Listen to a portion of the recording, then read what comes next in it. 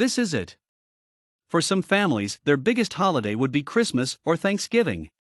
But for us, it is the last day of October. Halloween.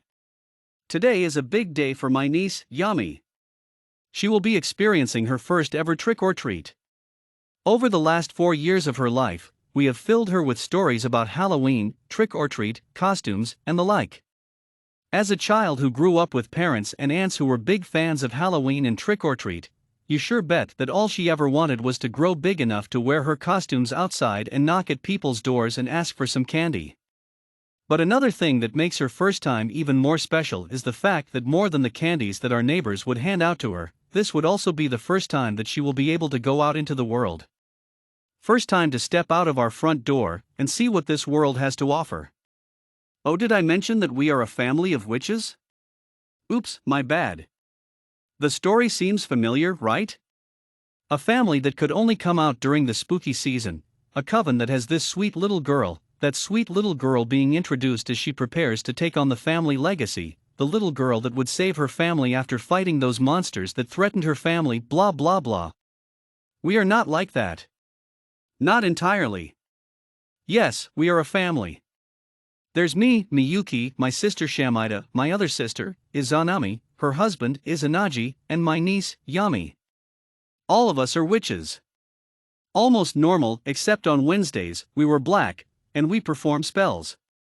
A witch's 4th birthday marks the awakening of her powers and protection.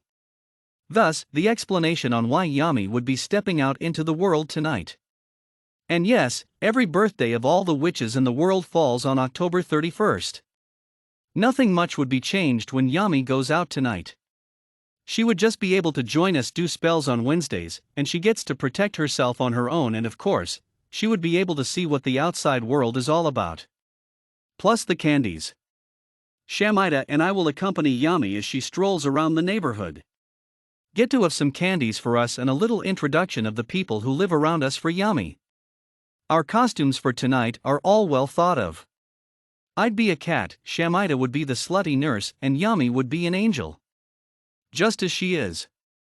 5:30 in the afternoon, and we are all dressed up and ready to go out. Of course, it wouldn't be a birthday celebration without the involvement of photos. Yami's parents did that honor.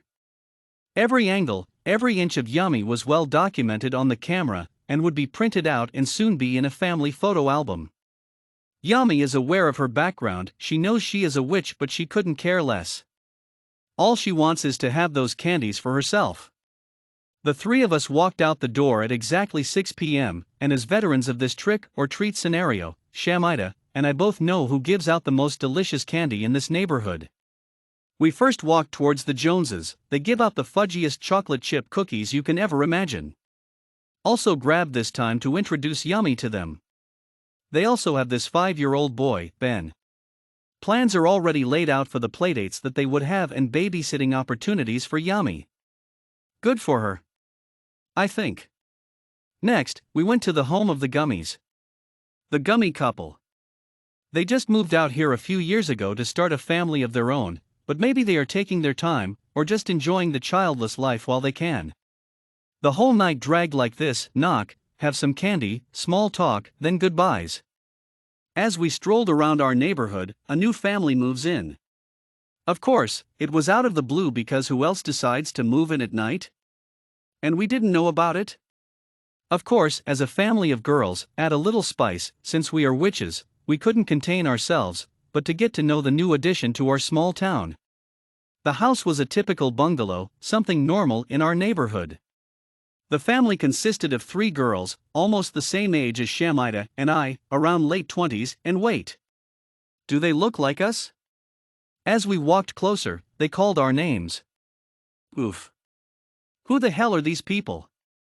Blonde, slender bodies, walking as if they all know what they are doing. Affirmative. It was our cousins. Tammy, Pammy, and Sammy. They all looked the same. Identical almost.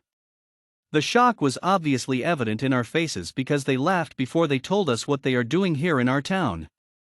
Pammy casually told us that their town was sabotaged by another coven. She told that as if it was not something to be alarmed of, and as if it was a normal occurrence. They said that they will pay a visit later tonight after they get settled. They acknowledged Yami and 3 pairs of candies magically appeared on their hands, and they handed it to her. Yami accepted it, minus the bewilderness that Shamida and I are obviously showing. They went inside as they said their goodbyes.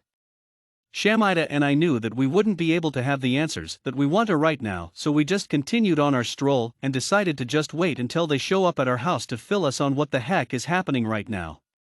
We finished the whole neighborhood and Yami was smiling from ear to ear when we got home as she saw the contents of her filled-up pumpkin. Shamida and I also got our fair share of candies too, so it was fun. What isn't fun is the fact that our cousins are here and we do not know why.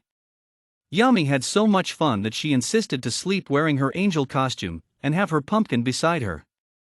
Shamida and I filled up my sister and her husband about the situation, and they were of course alarmed as we all are. It was nearly 2 a.m. when Sammy, Pammy, and Tammy knocked on our front door and said, "We are kinda doomed. Maybe Yami would be saving us after all."